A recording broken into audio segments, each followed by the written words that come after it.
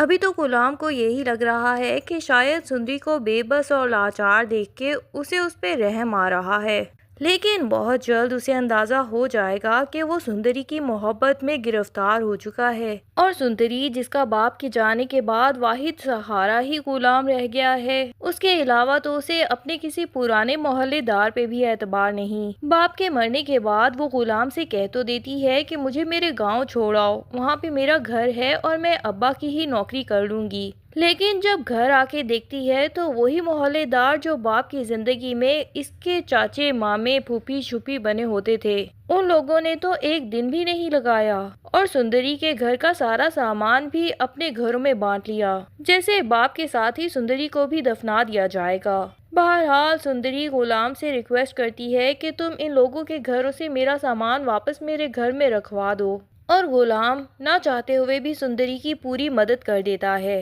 ادھر داجی کی بھی بار بار کالز آتی ہیں اور یہی پوچھتے ہیں کہ اس لڑکی کو ٹھکانے لگایا یا نہیں۔ غلام بتاتا ہے کہ میں اسے اس کے گھر ہی چھوڑنے آیا ہوں، تو داجی کہہ دیتے ہیں کہ اسے جلد از جلد ٹھکانے لگاؤ اور اپنے کام پہ روانہ ہو جاؤ، پھر چاہے وہ لڑکی زندہ رہتی ہے یا مر جاتی ہے، مجھے اس سے کوئی غرض نہیں۔ اب ایسی باتیں سن کے غلام کے ذہن میں تو سندری کے والد کے آخری الفاظ آتے ہیں، جو مرنے سے پہلے اپنی آخری سانسوں میں صرف اور صرف جہادات کی ہی تعریفیں کرتے جا رہے تھے کہ اگر اس دنیا میں میرا کوئی محسن ہے جس کے حوالے میں اپنی بیٹی کو کر سکتا ہوں تو وہ صرف اور صرف جہادات ہے۔ اب غلام تو بہت زیادہ کشمکش کا شکار ہو جاتا ہے کہ ایک طرف سندری کا باپ مرنے سے پہلے اسے جہادات کے حوالے کرنے کا حکم دے گیا، اور دوسری طرف جہادات ہے جسے اس لڑکی کی زندگی اور موت سے بھی کوئی مسئلہ نہیں، اور پھر جہادات غلام کو اسپیشل انسٹرکشنز دیتے ہیں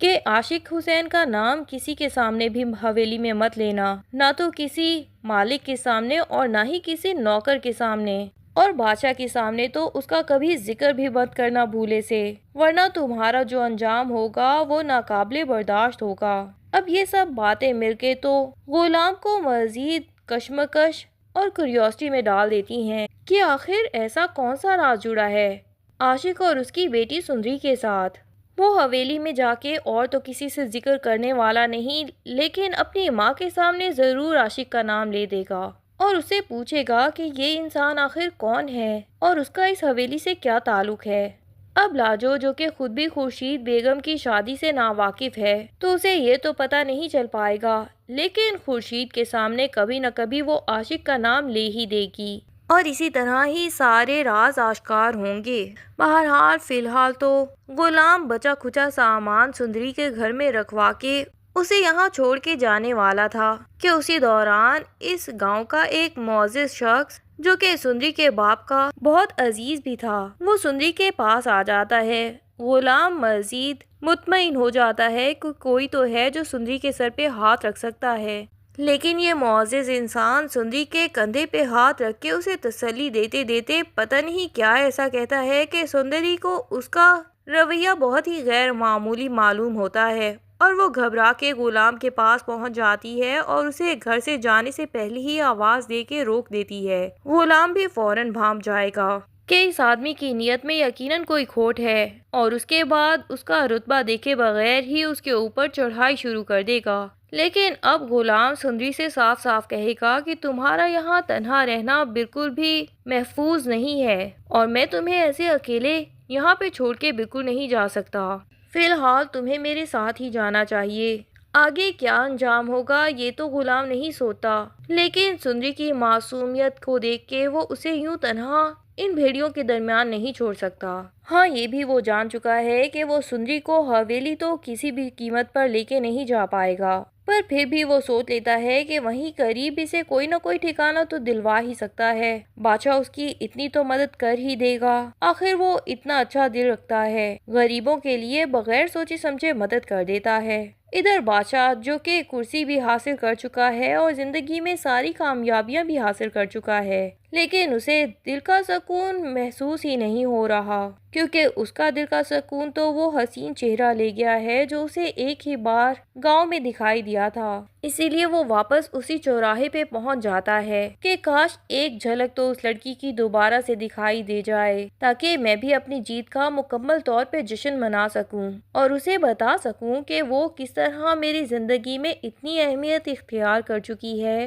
کہ اس کے بغیر تو زندگی کا تصور بھی نہیں کر سکتا۔ اور یہاں گاؤں میں آ کے گھومتے پھرتے وہ موتیا کے پاس ہی پہنچ جاتا ہے اور موتیا کے سامنے اپنی محبت کا پھر سے اظہار کرنا شروع کر دیتا ہے۔ بادشاہ غلام کو بھی پھر سے کال کر کے بولتا ہے کہ جلد ہی اپنے کاموں سے فارغ ہو اور میرے ساتھ اس لڑکی کو ڈھونڈنے میں مدد کراؤ، اور اسے بتاتا ہے کہ میں کس طرح بے چین ہو چکا ہوں، اب اس کے علاوہ زندگی میں کسی بھی چیز کی خوشی ہی محسوس نہیں ہوتی۔ غلام جسے داجی نے سختی سے حکم دیا ہے کہ بادشاہ کے سامنے اس آدمی اور اس کی بیٹی کا بالکل ذکر مت کرنا، تو وہ بادشاہ کو گھما پھرا کے ہی بتاتا ہے کہ فی الحال کسی نہ کسی مصروفیت میں ہے لیکن جلد ہی وہ واپس آ رہا ہے۔ ادھر خورشید جسے پتا چل چکا ہے کہ اس کی بیٹی پیدا ہوئی تھی، وہ تو اب جہاں داد کا پیچھا ہی نہیں چھوڑ رہی اور اسے کہہ رہی ہے کہ ایک دفعہ زندگی میں مجھے میری بیٹی سے ملوا دو، میں اسے یہ حقیقت بتاؤں گی تک نہیں، بس ایک دفعہ اپنی بیٹی کی شکل دیکھنا چاہتی ہوں، اسے گلے سے لگانا چاہتی ہوں۔